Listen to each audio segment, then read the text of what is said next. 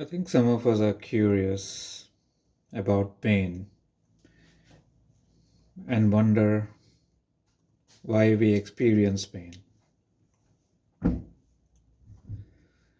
Have you noticed what happens when you have an unexplained experience of pain? You stop doing whatever it is you've been doing until that moment, and you then pay full attention to the pain. And then you begin to analyze things.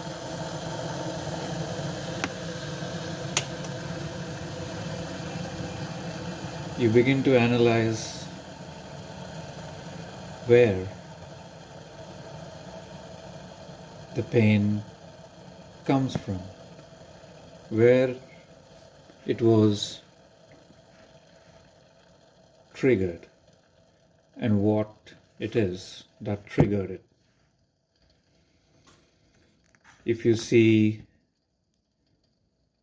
that you were walking barefoot and it clearly is a thorn that poked your foot, you stop walking and you take the thorn out. The deeper the damage, the longer you may need to stop.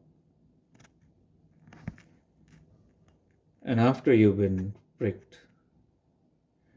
and after you possibly bled,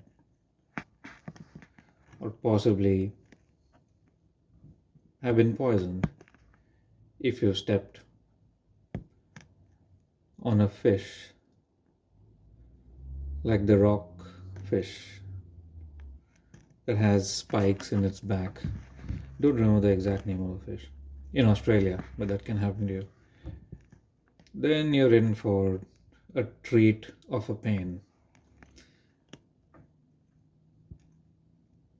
because it's the most venomous fish there is. It might be poison, don't quote me on that. Sometimes I get confused between venom and poison, but I'm learning. For example, there are no poisonous snakes. There are only venomous snakes, which means you can touch the skin of any snake and you're going to be fine. If you touch the skin of a poisonous frog, then you're in trouble. But the poison of the frog can also do incredible things. So poison can be good for us. How is that possible? There is a frog. It could be a toad. But there is, let's say, a frog that's in a desert, that's found in a desert, in a country I can't even pronounce. And when you scrape the skin, you receive poison. And when you apply that poison on your skin, in a cut that is deep enough to reach your blood vessels, it acts as a medicine. So the poison becomes medicine, and it eliminates all the toxins and the poisons in you. And you will eliminate toxins in every possible way, from every possible orifice. And there are plant medicines that work similarly.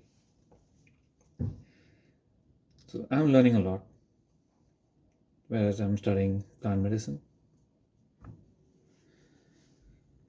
And I want to share some of the knowledge I've gained. But I don't want to be the one speaking. I want to be in a classroom with a teacher explaining life. So I will be in a classroom that I created. And it is for those who are on a journey that is spiritual and on the path to learn veganism. So it's a classroom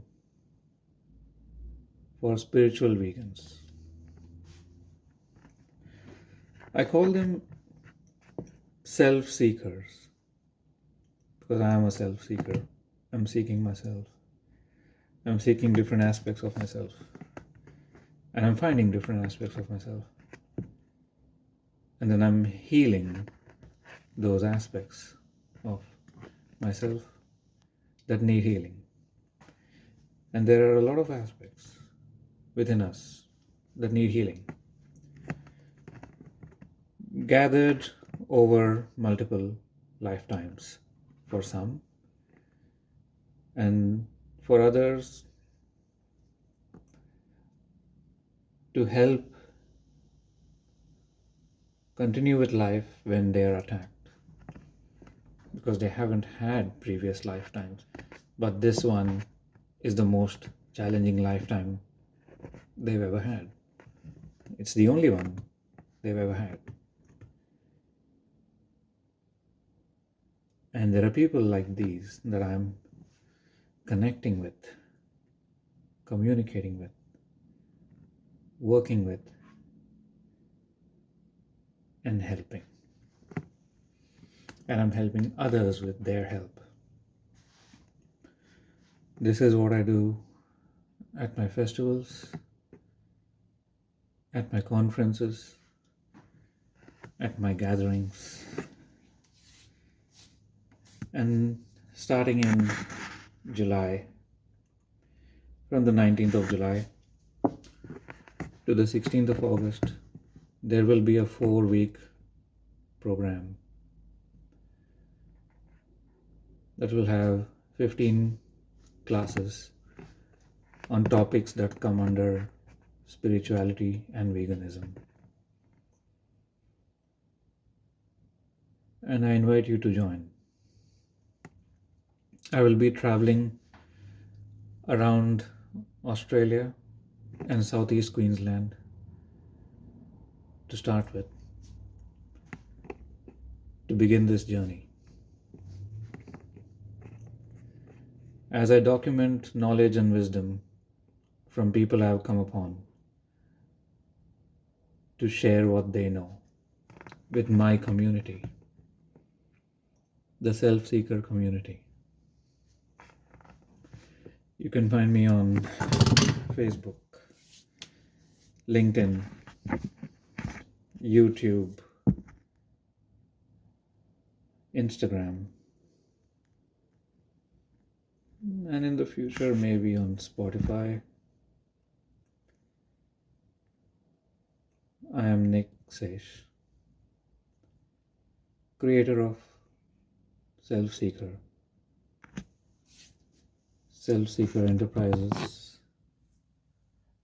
Selfseeker Productions. All of this and more come under me.